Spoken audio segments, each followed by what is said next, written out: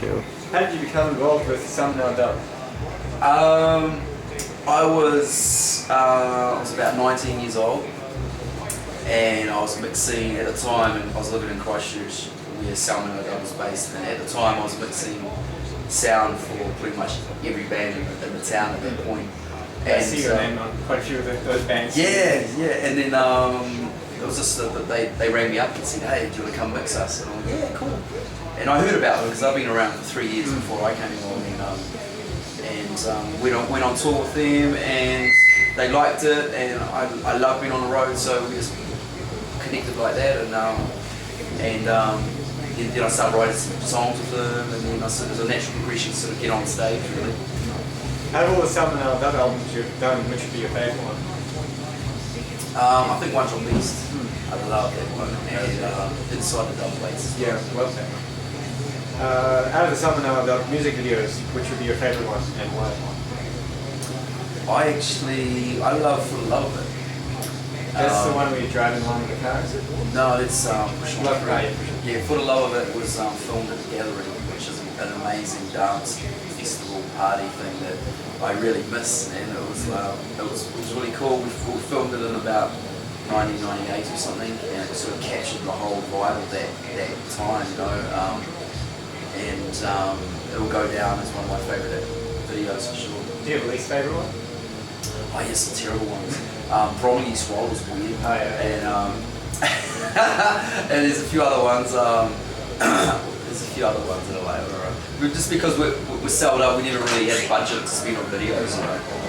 So it was always very homemade, do it yourself kind of style.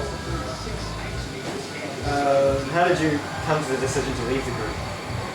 It was like a lot of things, you know. It wasn't just one major thing. There was a whole lot of things that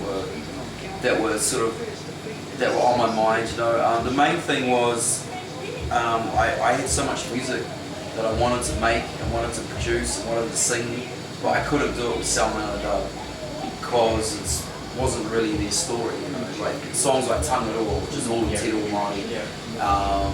Other things like always on my mind, just the acoustic one, you know. Because we're a band, it was like we always had to play together, and they wouldn't have let me just do the acoustic thing by myself, you know. So there's a lot of things that I was like, you know what, I think it's time to move on, and I moved on about 2006, 2007, played my last gig, and went hard into the studio and released my record Past and Future. Did it feel strange going solo after you've been in Thumbnail Dub? Oh yeah, totally. It was pretty lonely. It was sold up, it's a collective, you know, there's a lot of guys, there's a lot of input. But with the solo thing, it's all on my head and my shoulders, so. But at the same time, very liberating because you've got the freedom to go anywhere, and you're not going to worry about what the drummer thinks, what the guitarist thinks, or what the bass player thinks, you know. It's purely like, okay, I can do this, I can make this. You don't have to worry about it. Yeah, you don't have to worry about treading on someone's toes, and sometimes that can happen when you're in a band. There's certain egos involved, and it's quite a crazy machine that sometimes the guitarist will play a guitar riff, and you're thinking, I can probably do it better, but I'm not going to do it, you know, because he might stand on this, you know. So it's quite liberating like that. I found that I could really hone my art and really make something that I was 100% happy with in the long run. And that comes down to the music and also the art as well, all the artwork. What have you been up to since the release of Flux? Touring hardcore. Got 23 dates around New Zealand, and so 3 shows a week, Thursday, Friday, Saturday, and then I go back to the studio and work on a record for a guy called Johnny Tiki that used to sing She Hard. So working on that, and then I go back on the road, so it's like back and forth, and also Shapeshift is a new record as well. They're in the mixing process of that, so that's getting involved in the last bit of that as well. What topics do you find mainly easy to write about? Just personal experience. Everything I sort of write about is kind of straight from the heart and mouth, you know what I mean? It's kind of like, this is my experience. This is my story. It's my story, yeah. That's the easiest thing to write about. If you had to choose one of your songs to be your signature or represent you, which one would it be? Well, I think Tanne. I'm just really proud of that because there's nothing out there like that. and it's got so much depth and weight to it. It's also featuring my dad. It's also a really strong video. It was a really intense process to make it, produce it, and get it out of me. And it will always go down for me as like the most powerful tune I've ever written. It didn't chart or anything, it didn't get mainstream play, but it's going to be forever entrenched in Aotearoa music culture because it's such a strong song. So I'm really proud of it. When you hear one of your songs on the radio, do you sing along or do you change stations? I just have a little chuckle to myself. I mean, always on my mind got thrash, man. You know, it got played and you know, now it's on TV on the BNZ, you know, so it's kind of like, you just can't get away from it. But I've surrendered to that and I've gone, you know what, I still love that song and it means a lot to me and I still love playing it live, and so I smile and have a chuckle. What's your thought on it being in the BNZ? I love it. I'm stoked, man.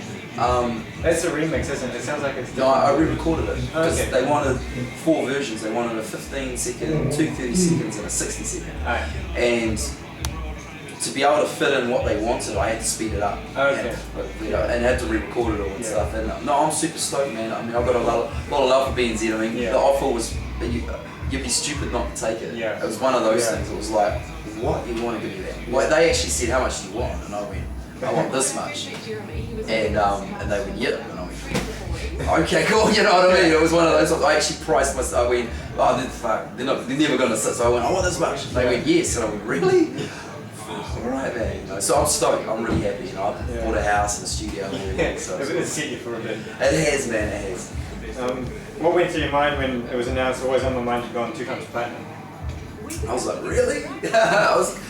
Once again, I just give a little chuckle because that tune was that close to not making it on the album, you know, it was because it was a demo, and it was a demo version, but I knew it had something, and it was very last minute. I was like, you know what, I'm going to release this because before I release anything, especially on the album, I played it to my family and friends, and they all came back and went, man, that's the song.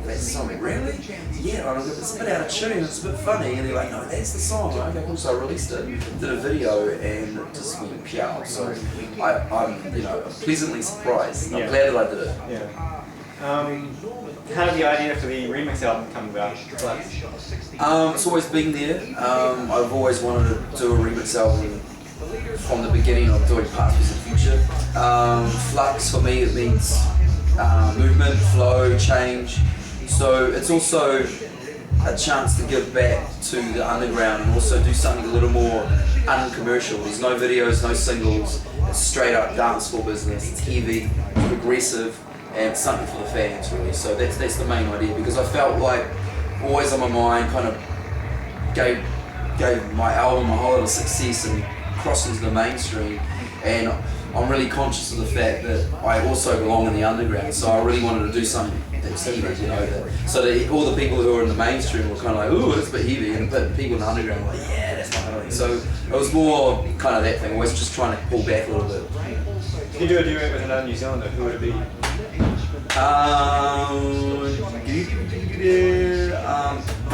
I think he's passed away, Billy T. James. Oh yeah, that would be good. That would have been good. What has been the most memorable moment in your music career? I've had a lot in the last couple of years, like releasing my first solo record, seeing it go gold, and then seeing it go platinum, and then seeing it go double platinum, and then always on mine, seeing that go up the charts and then hit #1, and then seeing the success of that, and also seeing the crowd's response and just the fans' response. There's so many wicked moments, you know. And the last 2 years have been incredible. What's the best thing about what do you prefer, working and recording in a studio or performing live? Both, man. I love them both. Live, you can't beat that vibe, and you can't beat that attitude and that energy and that rawness and that in the moment. So that's pretty much what the best thing is about performing live. It's in the moment, yeah. And then the studio, you can't beat it when you're like working so hard trying to crack something, and all of a sudden, bing, it happens, and you're like, oh my god, and then you take it out, you know, like. But it's really, the cool thing about the studio is it's your thing and no one else is there, and you're making it and you're the first person to hear it and go, oh wow, yeah, it's really cool. So they've both got their big advantages, yeah. When you're away from New Zealand, what do you miss most about the place? At the moment, because I'm a new dad, I miss my son. He's only 5 months old, so I miss him all the time. I miss him constantly. But he's going to be on the road with me one day, so that'd be cool. What I miss about Aotearoa, I miss the greenness, the freshness. I miss the vibe that this country's got. It's got a really awesome energy, what we call Māori order. I miss the people. I miss the smell. I miss the sun, the snow, the beaches. Yeah, I mean Aotearoa is beautiful. I love New Zealand. It's amazing, man. And when I go off into Europe and Australia, etc., and UK, it's always like, I can't wait to get home, can't wait to get home. And when you do fly home and you start seeing the Alps or you start seeing the North Island, and when you land, it's like, oh man, this really overwhelming feeling of like belonging. This is my home. So yeah. If you could go back in time and do what you've done in your career all over again, would you? Would you do anything different? Oh yeah, totally. I'd do it all again, and you know, I wouldn't change anything. I'm just really grateful for what's happened. No, I'm cool. Everything that's sort of happened, even good and bad, has been a really learning experience, you know, so I'm stoked. Here's a strange question. When you're in a music store, do you get the urge to check if they have any of your CDs and stuff? All the time.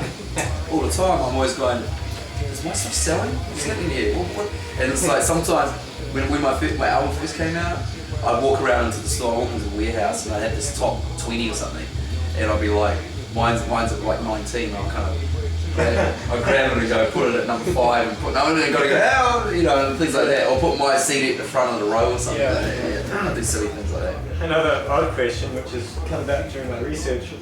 Do you ever check eBay or Trade Me to see if anyone is selling your records? The reason I ask this is I found this. You get a shot of that? Okay, what is that? No, that hat wasn't all that. Really? Someone had done at Berlin in 2005 and is believed to genuinely belong to him and is on station. It's not mine. Oh my god! What are they selling it for? $8 or something? Yeah. Oh, that's terrible. 25. What? No, that's not even my hat. I wouldn't wear that hat. That's gross. so we can go back to Trade Me and totally. put a little note down there. I've just interviewed Tiki. Yeah, and he totally says that's not my hat. Yeah. It's like, I don't wear that hat. That's I said, it's ugly. I think it's an ugly hat. What are your thoughts on YouTube, seeing as there are some of your live performances and music videos on there? I think it's fine. YouTube is awesome. It's a good way to get your stuff out there. The only bummer is sometimes people film on phones and it's bad quality, but also sometimes they film. There's one tune on there I'm really bummed out. Someone filmed it because I was having an off night and I was a little bit out of tune, a little bit flat, but they filmed it and they put it on. And every time I would watch it, I cringe. Yeah. Go, oh no, you know. So that's the only bummer. But the good thing is, you know, people can see that stuff. It's cool. I'm at peace with it. Yeah. Who are some of your favourite New Zealand bands or artists to listen to? Oh man, my boy Shapeshifter, of course. What else have we got? At the moment, Optimus Grime is amazing. Truth. Who else? Quarter. I love Quarter. Who else? Who's doing some cool stuff? Lady Six. Little Bushman. Liquid Colours. There's heaps of cool stuff out there, man. What was the last New Zealand album you bought?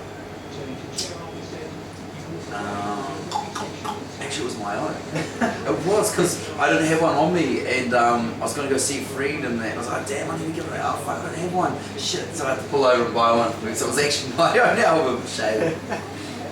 In your opinion, what do you think makes New Zealand music stand out from the music around the rest of the world?